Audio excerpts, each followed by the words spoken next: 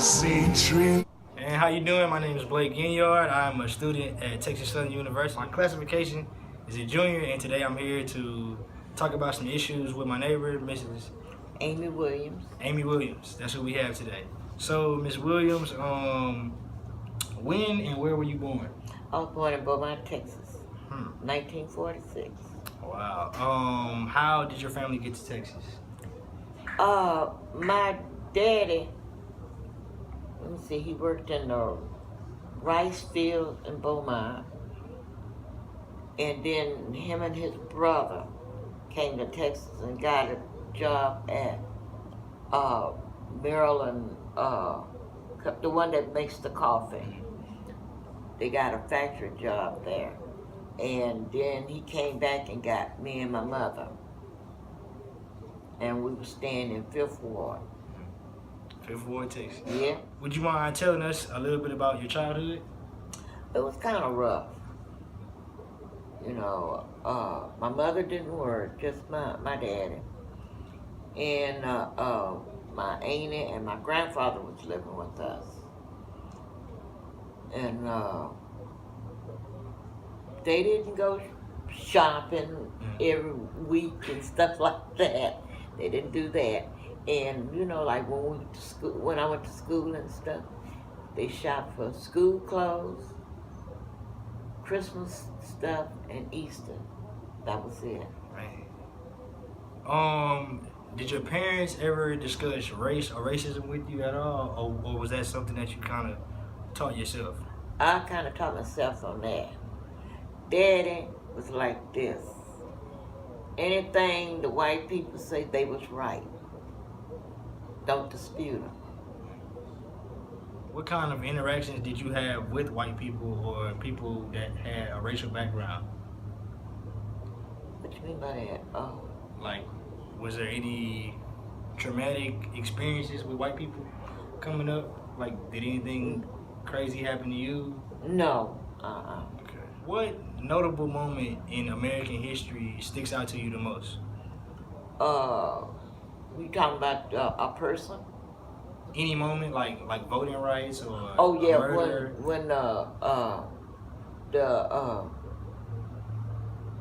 when they was able to vote, and then like I said, when we was coming up, we stayed in the project. Oh, I forgot what part of Houston it was, but I remember it was the project. And we mostly stayed, you know, what I said, went to the black people's restaurants, and everything we did was mostly with the black people. So, for instance, downtown, they had a store called Crest and W.T. Grant, and they had where you could eat, but you went down in the basement to eat. The white folks ate in the cafeteria part, but the black people ate in the basement. They eat together. It's crazy. Being that, I want to say the most notable time where you said that where the blacks were allowed to vote, how do you think that made the people feel that were allowed to vote? Oh, I think they felt great because they was, let me see, I think Dwight Eisenhower was president then. And they thought that, you know, by them voting and everything, that can make it better for us. Did you go to college, Ms. Williams? No. And why is that? Because my mother and them couldn't afford it. And you said earlier, you mentioned that the blacks that had money, they were fortunate to go right with the blacks. And then too, a lot of things that they, like school and everything, they didn't know where to go to borrow money or to make a loan. The white people knew, but the blacks, they didn't know. Especially my mom and dad. And she did housework all her life. What significant role model or significant figure sticks out in your life the most? Martin Luther King. And why is that? Because he did a lot. To me, he did a lot. He opened the doors for a lot of black people. That's the reason why I liked him. Do you think that historically black colleges are significant? Yes. In what way are they significant? I think that, well, just like you go to Texas Southern. Yes, ma'am. Okay, y'all known for pharmacy, and they got a lot of white people start going to Texas Southern. Because when I was working for Abbott, one of the white boys, he went to school over there. He was studying law. And So I know about Texas Southern. maybe one more question that I think it kind of sums up the racism issue. First, I would like to get your thoughts on President, well, because I don't know if he's still president or not, Barack Obama. And then I wanted to get your aspect on the new president-elect, Donald Trump. Well, I like Obama. You did? Yes, Why I did did. you like Obama? I liked him because he's done a lot for the old people. He done a lot for the old people. For the old people, you know. And Donald Trump, I think he's a joke. I really do. For the summer, I was in Vegas. My brother was showing me his 2 beautiful hotels he got in Vegas. Trump Towers, I think. But my brother say half the time they empty because they won't give him license for the casino part. And that's what most people go to Vegas for, is to play the slot. He say, I said, but now since he president, he gonna probably own Vegas. You know, just like one man was saying on TV, he's a senator, I think. He said Donald Trump can't do his own finances. The United States got him out of trouble twice. But if that had been somebody black, they wouldn't went to jail. I'm telling you. Or killed. I'm telling you.